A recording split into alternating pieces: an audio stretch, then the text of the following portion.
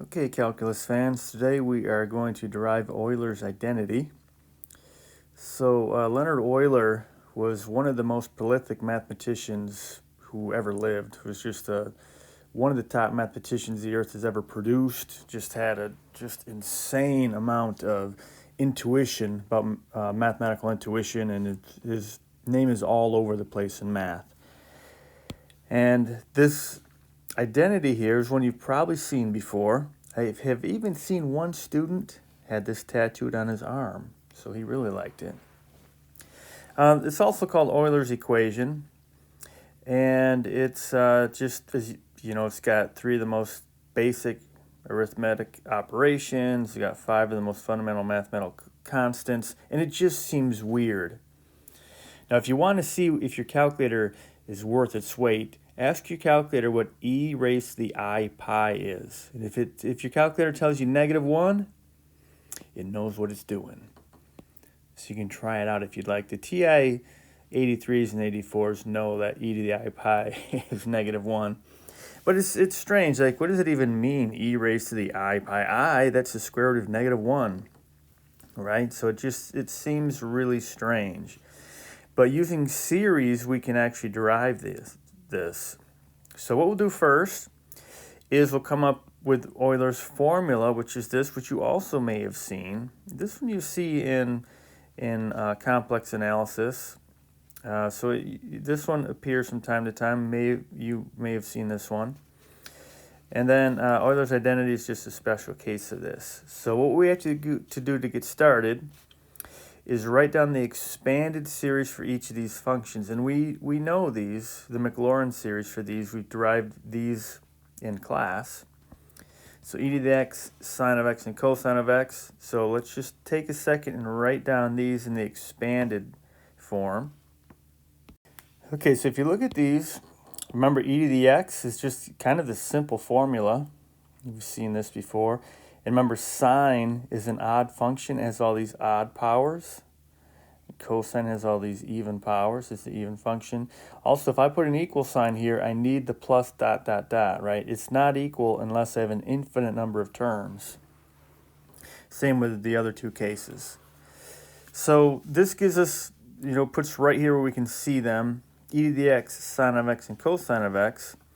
But now what we want to do is we want to substitute the quantity x equals I theta into the Maclaurin series for e to the x. We want to simplify all the powers of I, and we want the first 9 terms of this series, so we have to go out pretty far. But we have to consider this I first. When we plug in I here, so if I have e to the I theta, wherever there's an x, I'm going to plug it in I theta.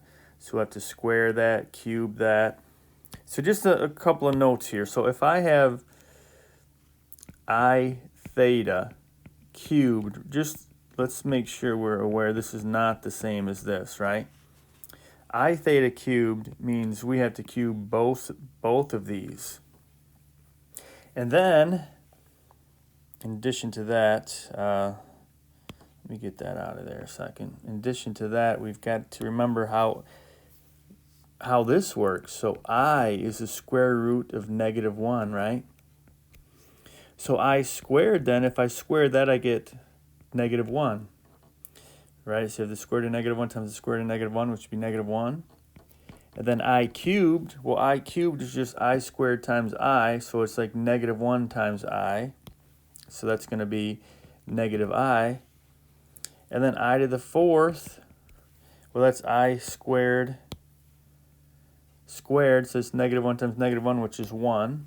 So I to the 4th is equal to 1.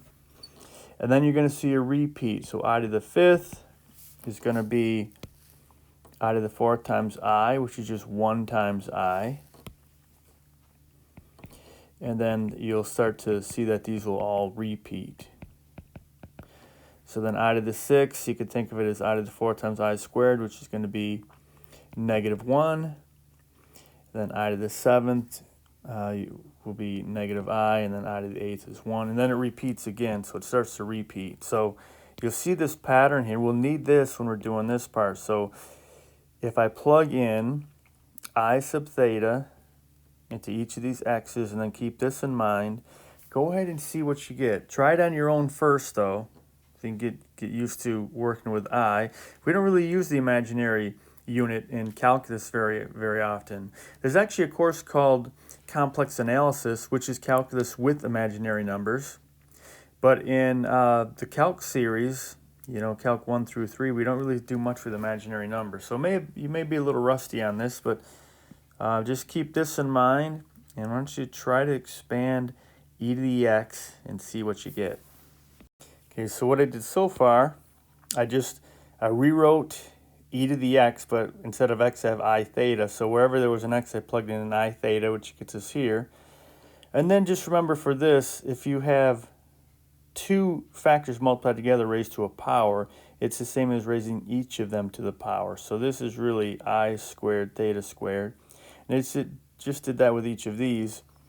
And then you can see, using this over here that we talked about for the powers of I, we can see what's going to happen here. So the next step is I just have to write down what's going to happen. So I get 1 plus I theta. And now I squared is -1, so this is going to give me a negative theta squared over 2 factorial. So I cubed is -I, so I'm going to get it minus I theta cubed over 3 factorial.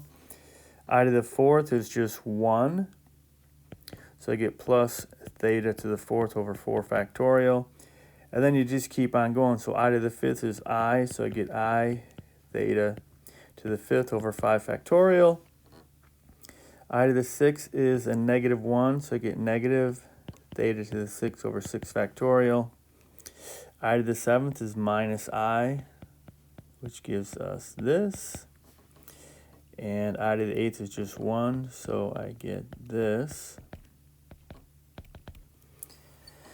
Okay, so this is what we've got so far. So you've got the first 9 terms of the series.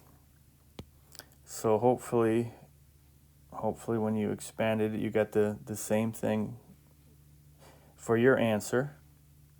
So one thing to notice here is we've got some of these terms have i's, right? And it looks like there's a pattern to it. Like all the odd powers of theta have a I, right? Have a imaginary unit, whereas the even powers don't. So if you have these even powers, there is no I. So that's going to come into play in this next part. So they want us to rearrange the terms in the series and use the Maclaurin series for sine of x and cosine x to derive Euler's formula. So basically what they're saying is if we arrange those terms, so if I look at what we've got, and I say e to the I theta, and I'm just going to put all of the non-I terms together. So I would get 1 minus theta squared over 2 factorial plus theta to the 4th over 4 factorial minus theta to the 6th over 6 factorial plus theta to the 8th over 8 factorial plus ... forever, right? Because they would keep on going.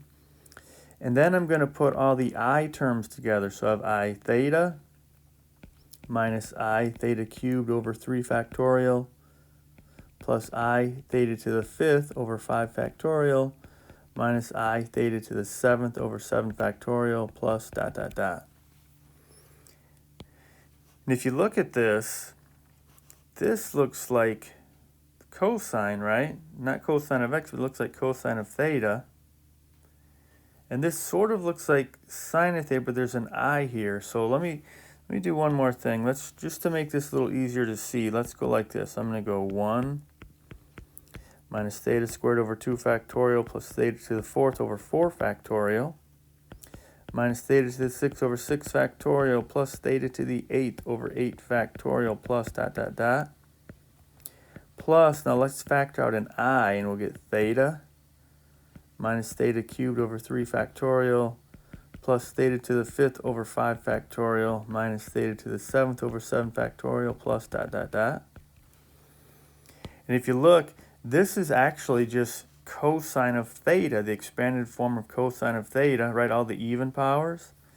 And this is just sine of theta, the expanded form of sine of theta. It's got all the odd powers. So really what this is saying is that this is equal to, in other words, e to the I theta is equal to cosine of theta plus I times the sine of theta. So here we've got Euler's formula. All right, so we're getting really close. So we've established Euler's formula, and now let's go on to the next step. Okay, so this says let theta equal pi and substitute pi into Euler's formula. Use some algebra and trig to arrive at Euler's identity.